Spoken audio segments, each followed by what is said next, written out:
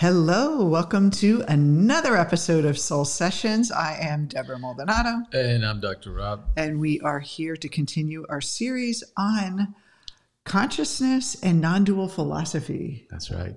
And you know what, Rob? We've been getting so many questions, and we hear these questions all the time. So we're dedicating this episode to focus on some of the top questions that people ask around this concept, because it is a paradigm shift. Everything you've always wanted to know about non-duality, we're too afraid to ask. Yes. All right. That sounds good. And even like what you were saying in previous episodes about it's a paradigm shift. We lived and were raised in a materialistic understanding of what the world is. There's like an individual body and then me, and I'm separate. And even in medical studies, people thought the body and the mind were not separate, and now they're seeing that it's actually one unit. So it's the progression happening, but this big idea of everything's one is kind of mind-bending. So that's why we have lots of questions on it. Yeah, so buckle your seatbelts. Yes. So let's talk about the three principles that we teach in our trainings and with our clients. Yeah, they're fairly direct. Everything is consciousness without exception. Consciousness is one. It is indivisible. In other words, it cannot be split. There is not consciousness and then something else. It encompasses everything, known, unknown, everything is that consciousness. And then the third one is that you are that consciousness. So think about it this way. We're talking about you. Yeah. What makes you up? What kind of turns on the lights in your mind so that you're able to experience the world, think, hear, experience, have memories, all these beautiful things. We're talking precisely about that. And just a little review, the source of who we are, a source of everything, is pure consciousness or pure awareness. And that our mind is collapsed into a small little body, and these experiences that we've had as a human being, and our limited instruments we have to perceive reality. And then it kind of melts down into this little limited life that we live. And we believe that the answer to life is somewhere out there than within ourselves. That's right. And so the implications are, when people say you can create your life and you can change your life, and if you change your mind, you can change your life, it's sort of in that idea. But we're going even further. Instead of like thinking of the law of attraction, like I'm going to track something outside of me, that's not me. That rich person or that successful person or that person in love is not me. I need to like bring that in somewhere. That's a misperception. And when we talk about non-duality, we're saying that the things we want are already within us.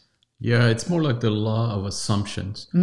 What are you assuming? Because we can think of consciousness as water.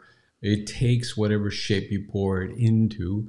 Our awareness, whatever we conceive of and conceptualize as what is possible for us, what do we assume is possible, consciousness takes that shape and shows it to us. So there's a confirmation bias in our experience.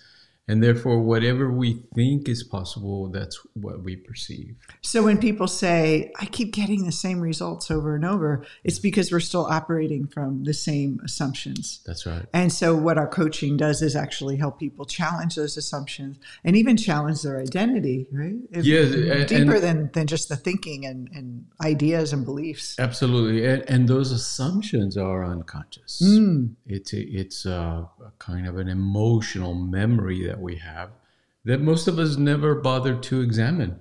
We examine our cognitive memories, but not the emotional memories, and therefore those assumptions have deeper roots in our psyche, and they're very difficult to but not impossible, to change, to transform. Now, so when we talk about this, for 20 years we've been talking about this, the most popular question, or most common question, I should say, I don't know if it's popular, is if we're one with everything and we create our life And there's two parts to it. One is, why do the bad things happen to me? And why are bad things happening in the world? Am I responsible for all the wars, for terrible people? Are they part of me? The perpetrators in my life that hurt me, are they a part of me? And why do these things happen? Deep philosophical question. Bob, can you answer it? Yes. So we have to back up a little bit because let's say those questions are usually asked from the point of view of the ego. Yes. And the ego is illusory. It doesn't really exist. It's a function of the mind, of the psyche, that helps us kind of have a localized point of view. For survival purposes, it's really very handy, right? It's like one of those Swiss Army knives. It just helps us do what we need to do to survive. It's like a function like digestion, you say. It's like when we eat something, the body knows what to do and it has a function. The ego has a function. It's not a thing. It's a function. And I think a lot of people, I know I did when I was first starting out, thinking the ego is a solid, real part of me. Yes. So the question or the answer to that question only makes sense if we understand that we are not our egos. We are not our personas, as Jung says. We are not this body, and we're not even this particular mind, which is mind-blowing, of course, but that we are that pure awareness that we started with, right? So from the point of view of that pure awareness, we can ask, okay, where are the wars happening? Where are the famines happening? Where's the conflict happening? It's happening within consciousness, within awareness. And therefore, it's not so much that you're responsible for it, but it's happening in you. You're the one that is aware of these experiences. I have a good metaphor. I was thinking about the tree and then all the roots. And it's like, let's say one of the branches on the tree rots and goes bad. And it's like the tree is saying, that's not my fault. It's not part of me. Everything's connected. So the roots, the trunk, the tree is all one. And there's all these offshoots. And it's not to blame or to make yourself feel bad, but it's like you're part of this system. Not you, the individual, but the tree itself. And you think about it. I love this when Buddhists talk about the aggregates. When you think about like a tree, is the root the tree? Is the trunk the tree? Is a branch the tree? Is the leaf the tree? Is the crumpled leaf on the ground after in the fall the tree? And so you start to see that tree is an idea. It's not actually a real thing. If you cut the logs that the loggers take down, is that a tree? No, it's a log now. And so it's the same thing with us. We take on many names and forms, and but underneath it all, it's that oneness. It's that one piece. Yeah. So that might be a good way to think about it. That's right. And so the implications are vast. Now, it doesn't mean then that, okay, if it's simply in our awareness and we are the self, we are that pure awareness, we should just neglect our duty to try to stop war or try to create a peaceful world. No, we should continue to do our duty and be responsible as much as we can for our peace. But the understanding gives us kind of a sense of a true understanding of what's going on, instead of feeling helpless, right, as an individual, or hopeless. We understand that it's part of these cycles that we see in nature as well. And there's creation and destruction. Yes, and that we should do our part as much as we can to help people, especially us as coaches, but that we're not going to be able to resolve all the conflict in the world. And I think if we think about everything's one, and you think you're a part of that vast power that has created the galaxies and the stars and the earth and all these creatures and then all the human beings, and that there's a part, that intelligence is within you. And when you see something in the world that is a little not pleasing, like a war or people, injustice, even in your town, or it could be locally, it doesn't mean, like you said, not ignore it, but knowing that you have an intelligence within you, that you have the power to actually make a change, because it's not separate from you. It's that I'm a part of this, and what does it pull from me, and how do I How do I approach this from a higher conscious perspective? And that is really the key. So what about, this is another kind of related question is, why do bad things happen to me? Like, why did this person hurt me when I was younger? We get a lot of that. People say, you know, this person did something wrong to me, or I had this tragedy happen. You know, how, you know, what was the purpose of that? Like, what is the purpose of suffering in the world? If we're one with everything and there's this pure awareness that's one, you know, why doesn't everything just be beautiful and happy? I know. It's a deep question, and maybe, I don't know if you can answer it, can you? Well, I can certainly comment on it. Let's say the worst has already happened. What I mean by that is, think about what is it worse? What is worse, to be hurt in life and still continue and survive and thrive and experience the world, or to die? Most people would say, well, to die is the biggest tragedy. Now, consider this, and this is a reality, of course. Anyone can verify this. We're all meant to die. This is part of life's cycle. Yeah. The body is designed to die.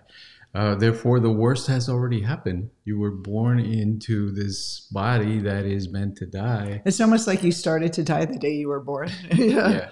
So we want to see that question then from the bigger perspective, that it's a minor inconvenience or situation. Of course, for the individual, if they suffer some tragedy, like you said, it's very personal. And so they feel, you know, the universe is not taking care of me, or it's out to get me, or it's a dangerous world. Therefore, I always have to be careful and protect myself. All those, of course, are, again, from the ego perspective, from the individual perspective, not the bigger perspective of universal consciousness. So even that, like, kind of like when people say, I have a cellular memory and this is my body of this event, and I have this like emotional charge that gets triggered from this event. We're not saying that's not real. Exactly. But we're saying that well, I think a better way to kind of think about it, which helped me a lot, is the Maya, the idea of Maya. And that there's pure awareness, which is this, it's like empty of anything. And it's like both empty of everything and has everything in it.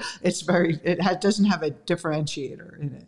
And then Maya is the duality, the dance, as they call it in Eastern philosophy. So there's this like dark and light, positive, negative, destruction, creation, cycles. And there's a lot of movement in Maya. And it gives the appearance of the world. So an appearance of the world. And that's really kind of like when we have a dream and we go into a dream and we create this world with our minds. It's this very similar experience. That's right. It is like living in a simulation, essentially.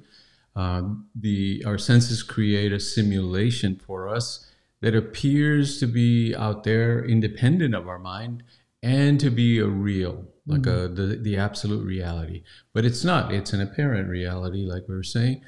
And that understanding then gives us a truer perspective on our personal tragedies. Not that they're not going to happen, or that we deny them, or that we say we should just ignore them. Or that they don't hurt and you don't suffer from them. Yes, it causes suffering in us, but it's causing that suffering at the individual level. And most of the time, what makes it worse, what really brings on the suffering, is that we're mistaking it for reality, when it's an apparent reality or an appearance of things, a simulation. And when we buy into it and mislabel it as reality, we get stuck. We kind of repeat the pattern and keep on suffering continuously from that experience. And we're not saying it's not real. It's just not as real as we think it is. And one of the things that I've seen in my years of doing everyone thinking about something that happened to them, they have an initial sensitizing event that kind of defines their life. Like I, had this trauma as a kid, or this, terrible thing happened to me. Parent lost a parent, was in an accident, whatever it is, right? Or I came from a war-torn country, grew up in a certain place. And it feels very real that it's in our bodies. And like I talked about, that emotional embedding in it. But when we think about Maya, and when we think about who we truly are, we could see that Maya, this world of movement, is constantly in flux. So what does that mean for us? That means that those tragedies or those things that happen to us may temporarily live in our body, but it doesn't need to be a life sentence. That we can actually, if it's transitory, so we can actually shift and change those things, and our identification as the person who received those things. So we can spend the rest of our lives labeling ourselves as someone who had this tragedy, and now you're a survivor, and that's fine if that's what you want to talk about. But if you're tied to that, it limits your potential to be anything else. And that's really the beauty of this work, is you're free to become who you want to be. You're not trapped by it. And again, we're not discounting what happened. We know there's real suffering in the world. But for us to help others out of that suffering, we have to have the right understanding and know the doorway out. And then, one of the other questions, so let's say this Maya is not real. It's kind of a play. We're playing out in the world, on the world stage, and the cycles of history and all that. And if we're pure awareness, why create the world of Maya? Like, what is our purpose here as a human being and an incarnated soul into this world? Like, what would be, why, if it doesn't matter? It's not that it doesn't matter, but it kind of almost makes it sounds like people say, well, if it doesn't matter, then why even bother being a good person, or being, you can be a bad person and get away with it, and because I'm pure awareness. So that's the question. Like, what is the purpose, and what is your purpose here? Yeah, and again, it doesn't make sense from the ego perspective, because from the ego perspective, right, we want to find like a reason for why we should do things. In other words, we're concerned about ourselves. It's that larger perspective of awareness, and we can ask, if the singularity, if this oneness essentially stayed as one, there would be nothing. There would be no universe, no world, no people, no cities, nothing. The reason there is something is because of creativity, and a creative impulse, a kind of play, a playfulness. In Vedanta, it's called Lila, which means literally translates as playfulness or play, that just wants to create. And if you look at the universe, that's its primary kind of characteristic, that it creates things. It simply, it's exuberant. It doesn't only create one type of animal, it creates hundreds of thousands, millions of different types of animals. It's like that creative intelligence that when you look at plants, and it finds a way to keep growing and keep, having, like you say, variations, and of evolution is another form of creation. It evolves. Like as modern humans are very different from the first beings that came on the planet. Right? Yes, and it just wants to create and keep on creating, and individually then. What that means for us practically is that we're the happiest when we're creating. When we feel empowered to create, we're kind of fulfilling our niche in the creation. A bird is happy when it's flying. It's designed to fly.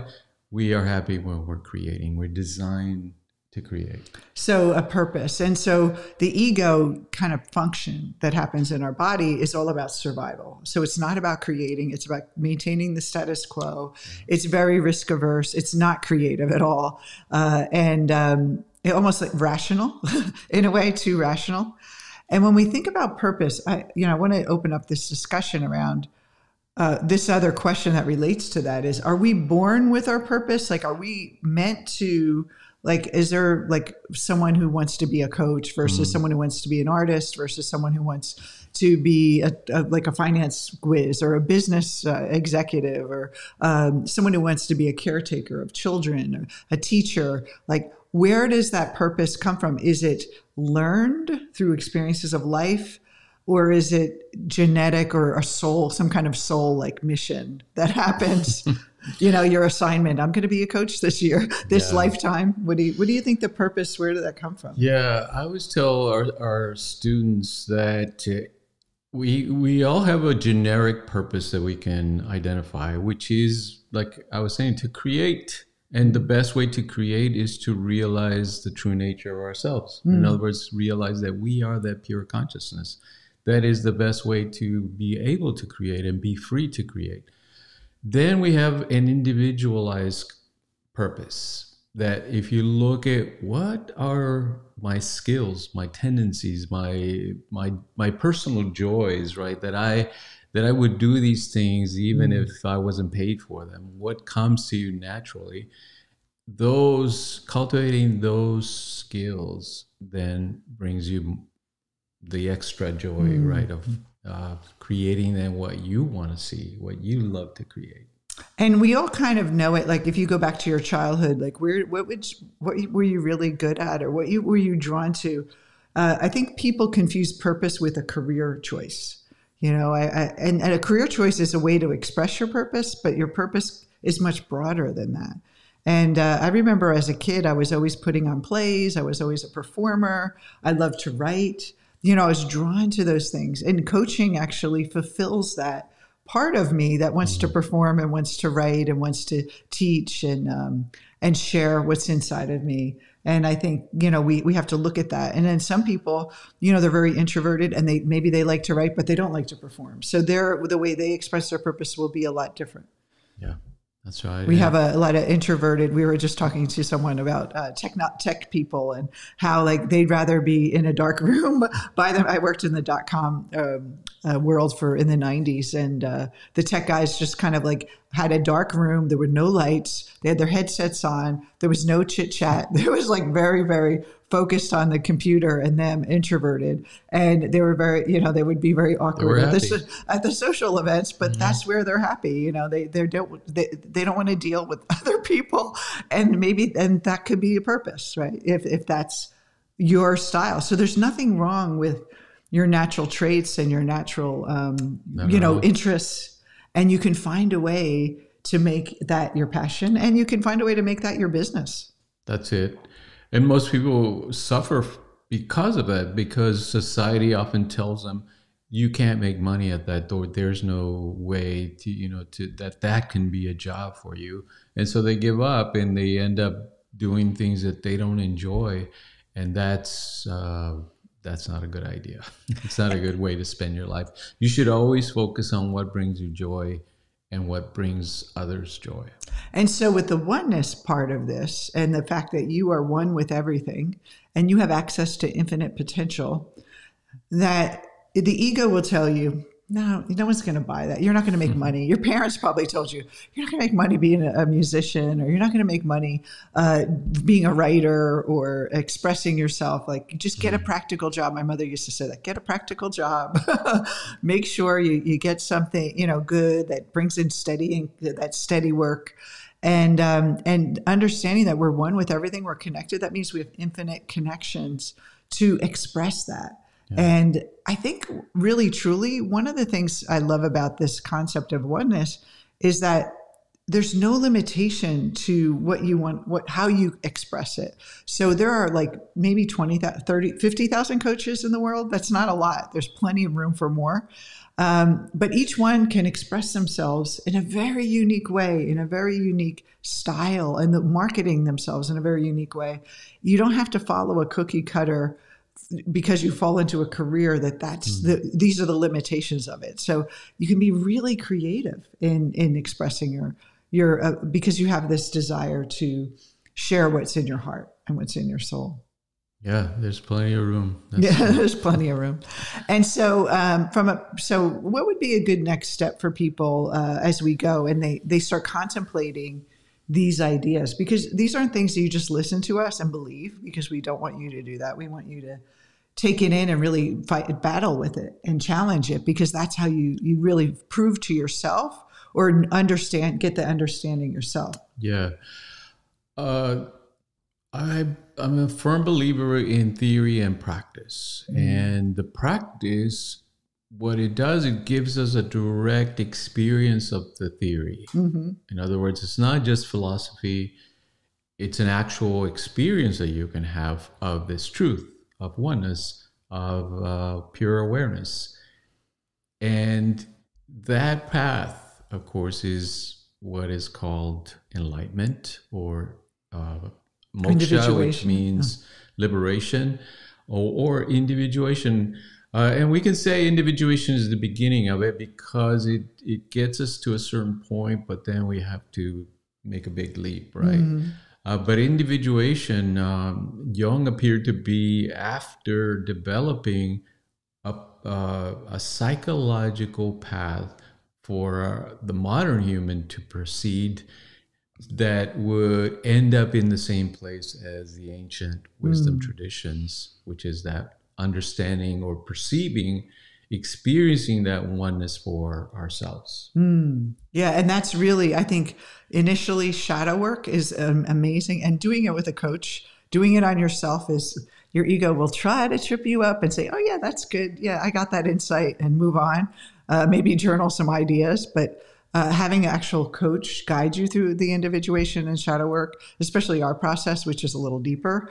And then that's where you start to see those projections. And it's that beginning. I always say it's not even about the shadow work. It's you're training your mind to see everything as a reflection. And again, this is not about blaming yourself for things that you're creating or taking on the events other people are doing or behavior of others, saying, oh, that's me, I created that. And, none of that. It's more about empowering yourself to say, oh, that's interesting. This pattern keeps showing up in my life and I can change it. That is the key. Not, oh, let me blame myself now because I keep getting people ghosting me. I'm creating this and I'm such a bad person. I can't get someone to call me back, whether it's business or in dating. We want to look at it as this is just information. This is feedback. And this world really helps us.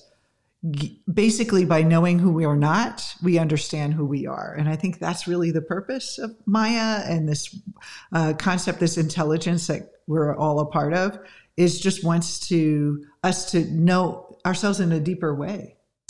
Yeah. And know itself in a deeper way. Yeah. And the resistance that we undergo through ego, right? Kind of wrestling with the ego and how do we integrate the shadow and all these difficult tasks that we kind of run into along the way of individuation.